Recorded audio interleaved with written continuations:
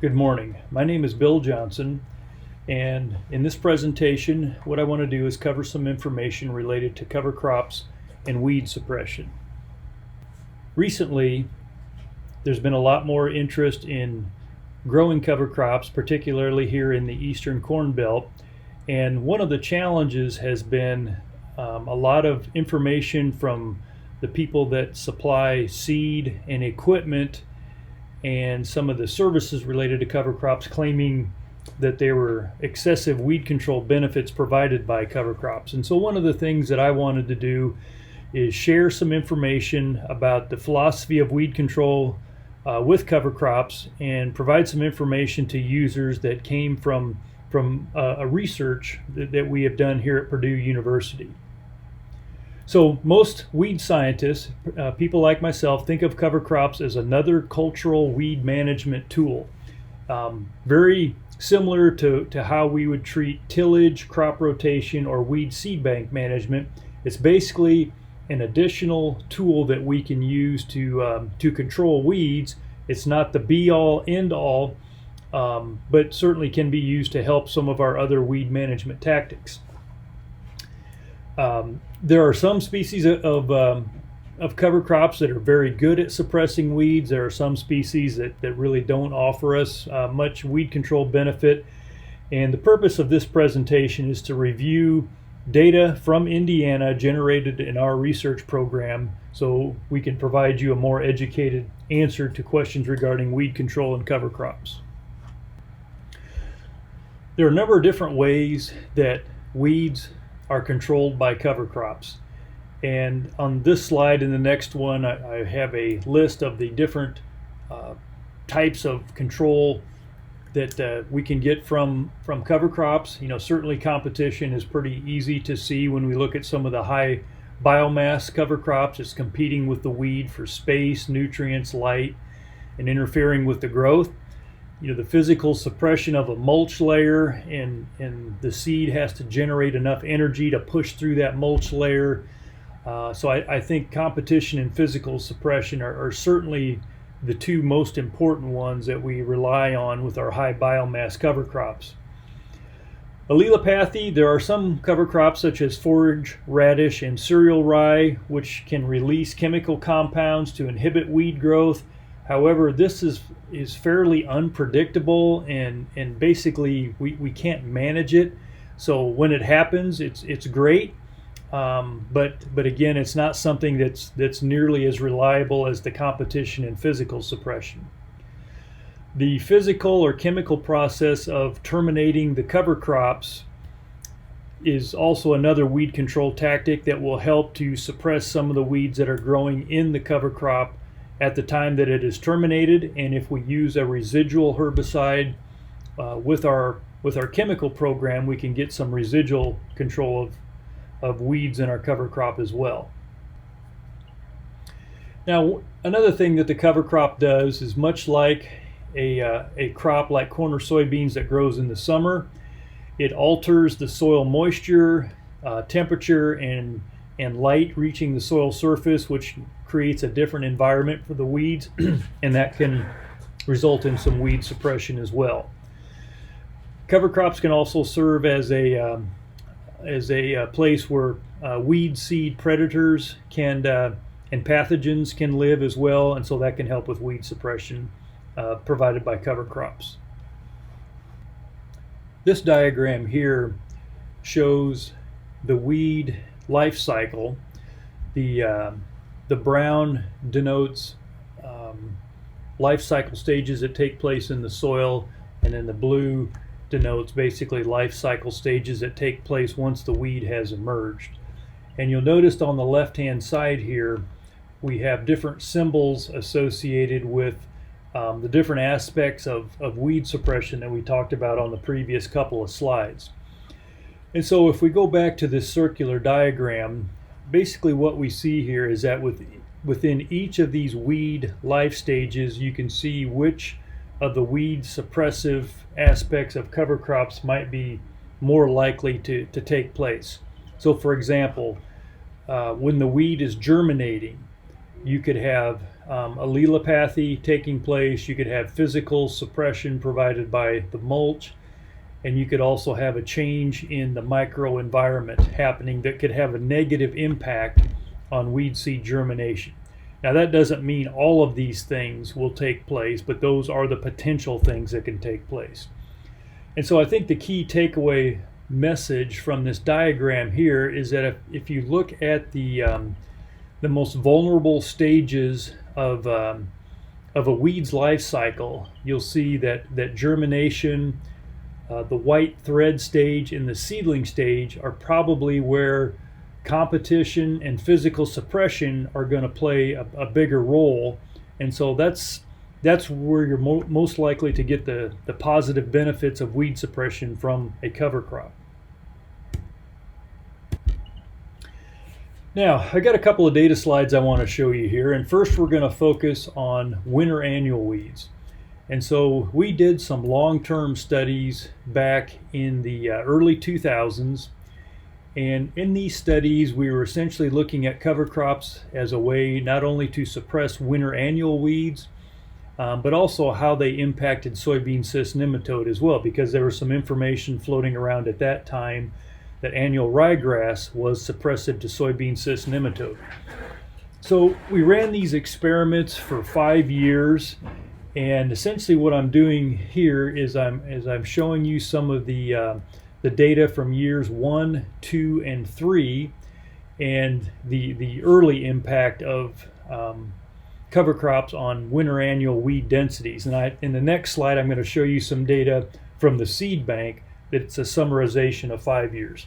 So I really want to focus just here on this bottom data set that I've got highlighted by the box.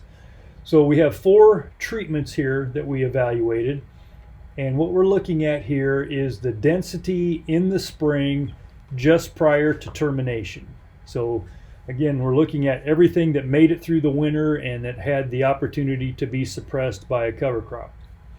So in our non-treated check, our densities, so we had 2 different sites, West Lafayette and also Vincennes.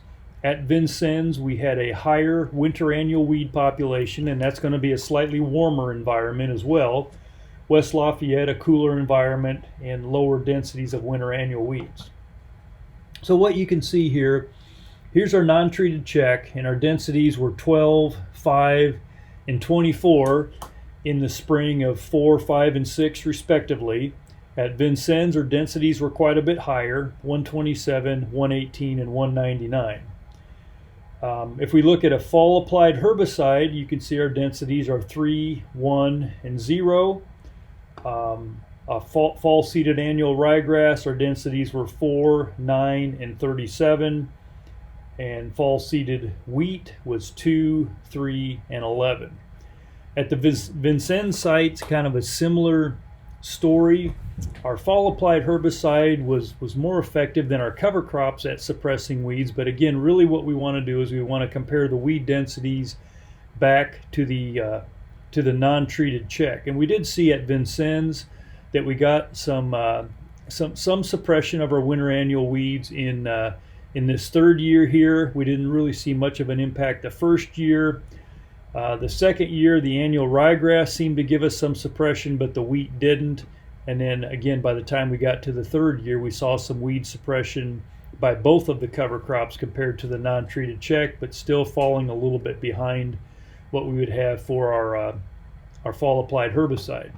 When we go back to the Lafayette data, or the West Lafayette data, we really, with these low densities, we saw a little bit of weed suppression with wheat, none with annual ryegrass, and again, both of them were a little bit less than what we saw with the fall applied herbicide.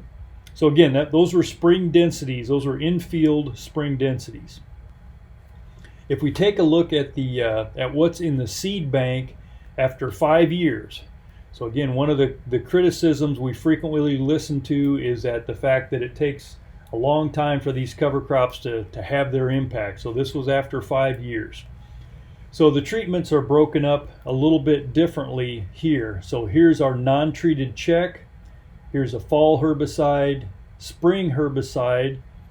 fall plus spring herbicide, and then wheat, fall seeded wheat, and fall seeded annual ryegrass. And so after 5 years, here's the number of weed seedlings in the soil samples. So again, our non-treated check is 30. Our herbicide treatments are down in the single digits, and then our fall wheat was lower than our non-treated check, but our fall annual ryegrass was about the same as our non-treated check. If we go to the Vincennes site, where again the weed densities are a little bit higher and the environment's warmer, here's our non-treated check. Here's our fall herbicide, spring herbicide, fall plus spring herbicide, and then our cover crops. So our cover crops really did not reduce the seedling density in the weed seed bank at this site, which was again warmer and had higher densities of weeds. And again, our herbicides were doing a better job. One of the very reliable things about cereal rye as a cover crop is its ability to suppress horseweed emergence and size.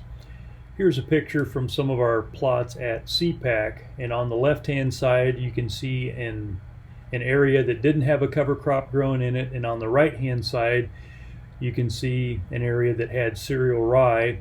And although it's kind of hard to pick up, the horseweed is much smaller and less dense in the cereal rye than it is in the area with no cover crop.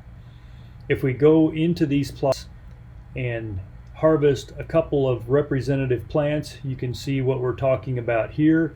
The area on the left did not have a cover crop growing in the area, and the plants on the right can show the suppression that you get of horseweed by cereal rye. So again, the ability of cereal rye to suppress horseweed is one of the areas that's fairly reliable and is a good management strategy for this particular weed.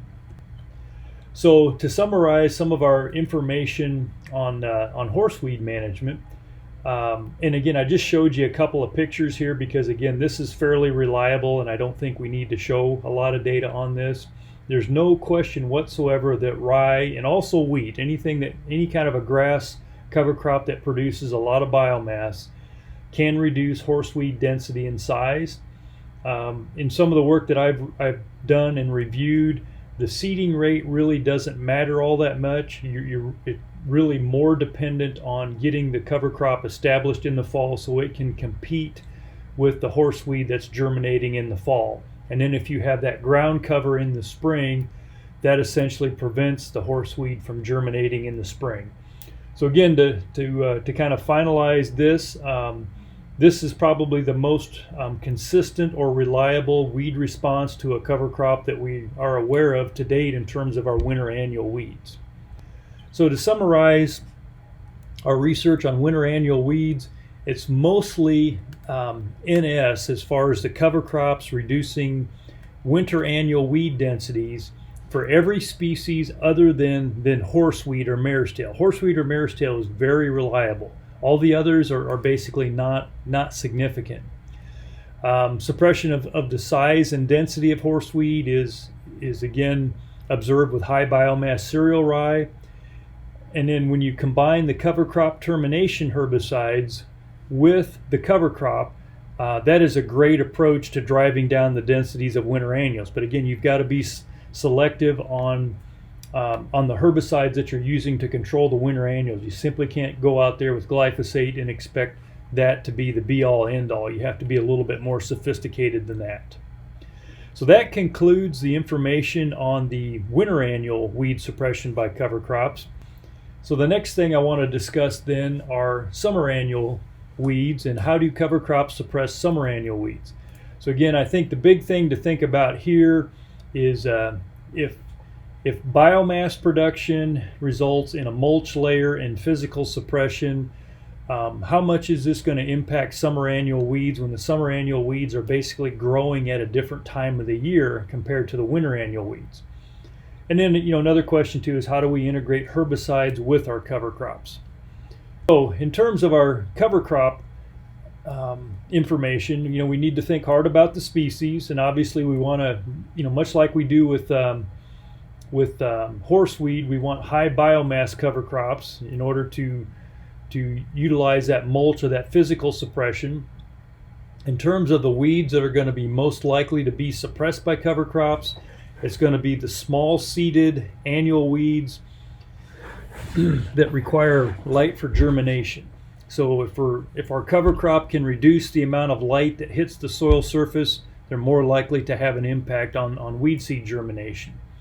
We know that cover crops are not going to be hugely effective on perennials and some of the large seeded annual weeds that have that energy supply to be able to push up through the residue, and also those perennials and large seeded annuals typically don't have requirements to break dormancy.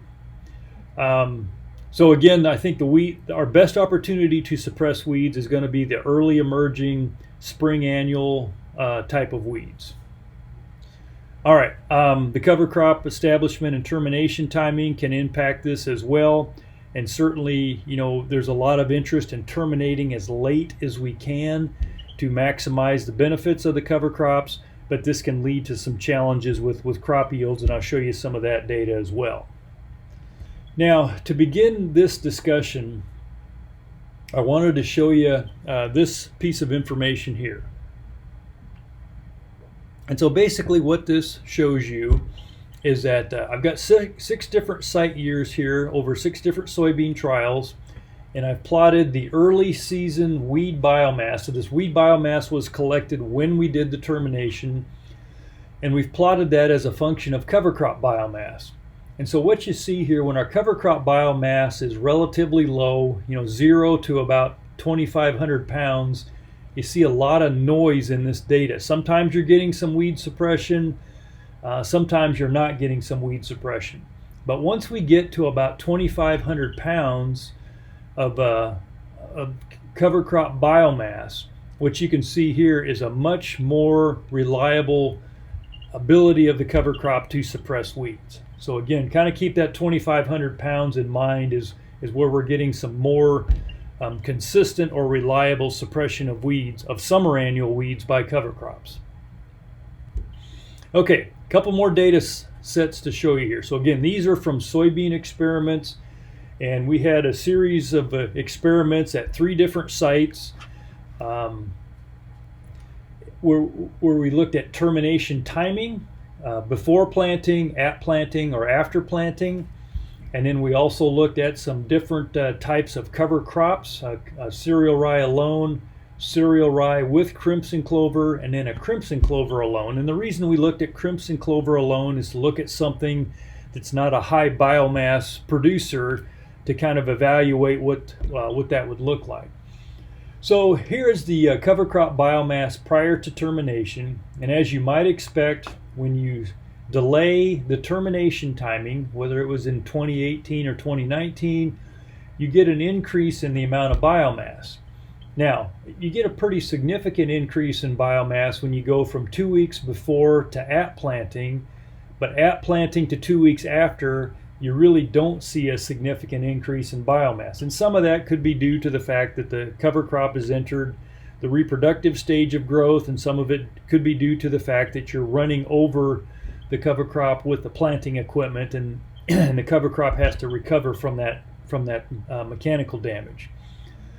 Now, if we take a look at the weed biomass as a function of termination timing, what you can see here is again the amount of biomass influences the amount of weed suppression.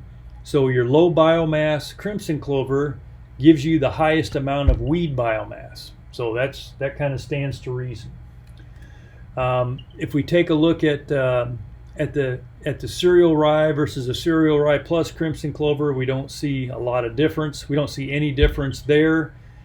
But again, I think it kind of supports our initial thoughts that the more biomass that you have, the more weed suppression that you get. So again, remember we said we wanted to be up here at about 2,500 pounds or greater to get significant weed suppression. And then again, what you see here is you see some significant differences in weed suppression in 2018 when you delayed the termination timing from at planting to after planting. And in 19, you really didn't see a difference across those termination timings. So again, that was 6 different site years. So that's pooled across all of the weed species that were prevalent in these soybean trials. If we focus just on water hemp, okay, we're going to focus on water hemp at 1 site year. So at CPAC, actually this was 2 site years at CPAC. What you can see here is that our termination, we had a really early termination timing because we tend to get rainfall events down there that delay some of our other operations. And if we break this out by herbicide program, so here's our most aggressive herbicide program, glyphosate with an auxin herbicide and a residual herbicide versus glyphosate and an auxin where we've taken the residual out and glyphosate alone. What you can see is that our water hemp biomass with the early termination timing is less with a more aggressive residual herbicide program. But as we have delayed that termination timing, you can see that we get better water hemp suppression as we delay that termination timing to at planting and after planting. Now, we don't see an added benefit of delaying it till after planting, but you can certainly see here our best overall treatments were to terminate at planting with an aggressive herbicide program in terms of suppressing water hemp. But even if you look at just glyphosate alone with no auxin and no residual, certainly you're getting better control there than you are by terminating early. But again, if we really want to drive the population of this weed down, we have to terminate early with an aggressive herbicide program. Okay, so our summary of summer annual weed control in soybean with cereal rye or cereal rye plus crimson clover, terminating at or after planting was beneficial in reducing not only water hemp but also grass, horseweed, and horseweed. However, it did not reduce giant ragweed. Now, in terms of that late termination timing, we saw yield reductions of anywhere from 14 to 40% at about half of our site years. So half of our site years, no impact on soybean yield. Half of our site years, we did see a significant reduction. So this is why with soybeans, again, there is some yield loss penalty that will happen once in a while. So we still think that termination at planting is going to be the safest approach. It's going to give you the best. It's going to give you the best weed suppression, and it's going to give you the least amount of risk in terms of reducing crop yield. Okay, so practical implications. Again, we go back to high biomass, helps to suppress horseweed. Early seeding and later termination will be more beneficial because of the biomass production. And again, if you have residues that decompose slowly, those are going to extend that residual window. Low residue biomass. With low residue biomass, you really have to be more aggressive with your herbicide program because you're putting more emphasis on that herbicide program to suppress the weeds. All right, what about cover crops and weed suppression in corn? So we talked about soybeans. Now we want to talk about corn. So corn's a little bit of a different animal because historically corn is much more sensitive to early season weed competition. And so these delayed termination timings, terminating after planting, makes me a nervous wreck as a weed scientist because I've done so many weed competition studies and I know how sensitive corn is to early season weed competition. So we're going to show some data from our corn experiments. And again, these are relatively recent. So this is, again, 6 site years. And these are organized a little bit differently. So the blue bar denotes our termination timings, which occurred 2 to 3 weeks before planting. The dark blue bar is at planting. And then the gray bar is 2 to 3 weeks after planting. So here's our cover crop biomass. So again, as we delay termination, we get greater amounts of cover crop biomass, so that's very consistent with what we've seen in our soybean experiments. A significant difference from 2 to 3 weeks before planting to at planting but not really a highly significant difference by delaying it till after planting. In terms of the weed biomass, we collected weed biomass basically at the time when we would make the post treatment. So that's kind of a function of what your cover crop was able to provide you. So as we delayed that termination timing, we had less weed biomass in the plot. So that's a good thing, less weed biomass that we're exposing our post-emerge herbicides to. But then when we take a look at crop yield, you see this trend here where the yields are trending downward as you delay that termination timing. Now again, there's enough noise in this data where that was not statistically significant, but I'm going to parse out some of these individual sites on following slides and go through that with you so you can kind of understand where that happens. Okay, so here is the cover crop biomass and the weed biomass broken out by the different sites. So I've got 2 site years at each of these locations. So TPAC is west central Indiana. Here's our cover crop biomass when we terminated before planting, cover crop biomass terminated at planting, weed biomass from our early termination, and weed biomass from our late termination. So this kind of follows the trend that we would expect. Delay termination, you get more cover crop biomass. When you get more cover crop biomass, you see a decrease in your weed biomass. So that was TPAC, West Central. Okay, Davis is East Central Indiana. So again, kind of the same trend here, a little bit less dramatic. So increase in biomass, cover crop biomass as you delay termination timing. And then the weed biomass saw a slight decrease, or a decrease that tend to be trending downward. At CPAC, which is in southeast Indiana, much higher amounts of biomass by the cover crop that were produced. So again, we saw this characteristic increase as we delayed termination timing, and then again a decrease in weed biomass as we delayed that termination timing as well. So again, TPAC and CPAC, fairly well understood interaction here. At our warmer location, we get more cover crop biomass, and then we see a greater impact on the weed biomass. And in Davis, just if you hold your mouth right, you can kind of see the same impact there, but not quite as significant as we would see at either our high yielding site or our southern site. Now, what about suppression of weeds? Remember, we talked about in soybeans, we do not get suppression of giant ragweed in soybeans. Okay, in corn, we do get a little bit of suppression of giant ragweed in corn that we don't get in soybeans. So I'm not sure I quite understand that yet. It might have something to do with nitrogen.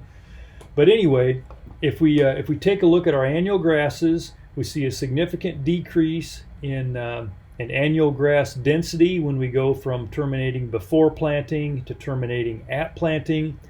We see the same thing with giant ragweed, and we see a pretty significant impact on water hemp. So again, delaying that termination timing from from before planting to at planting gives us more biomass, and it helps to suppress our weed densities. Okay, what about corn yields? So again, we're just going to show here this terminated before planting versus terminated at planting. So what you see here is really at TPAC over 2 site years, you don't see a difference between the two. At Davis, again, you don't see a significant difference between the two. And then at CPAC, which was our lower yielding site, you see a trend that's going in the wrong direction. It's not statistically significant, but again, those type of trends do make you a little bit nervous. So I think to summarize that data, again, in corn, we tend to get some decent weed suppression by delaying the termination timing to at planting. Delaying it to after planting makes me nervous because of the yield loss potential. All right, the next topic I want to talk about then is weed suppression by cover crops as it's related to the cover crop termination operation. So there's a number of different ways that cover crops are terminated. It all depends on whether you're organic or traditional chemical control, whether or not you're using some crimpers or things like that. But again, any operation done to terminate the cover crop usually has an impact on the weeds that are in the cover crop. And if you use residual herbicides or you provide a good mulch, it can have some residual effects on the weeds that come up later in the year. So again, one way it's killed is by winter kill. Typically, cover crops that winter kill don't provide quite as much weed suppression because essentially they're open ground in the spring and not nearly as much biomass is produced. Now, in terms of mechanical, we've got mowing, we've got tillage, and we could also throw the crimping in there as well. I'll talk a little bit about crimping in a few different slides. And then our chemical operations are again pretty typical for our no-till systems. I know with the popularity of cereal rye, a lot of guys want to use just glyphosate to terminate that, and that's okay as long as you don't have populations of weeds that are resistant to glyphosate herbicide.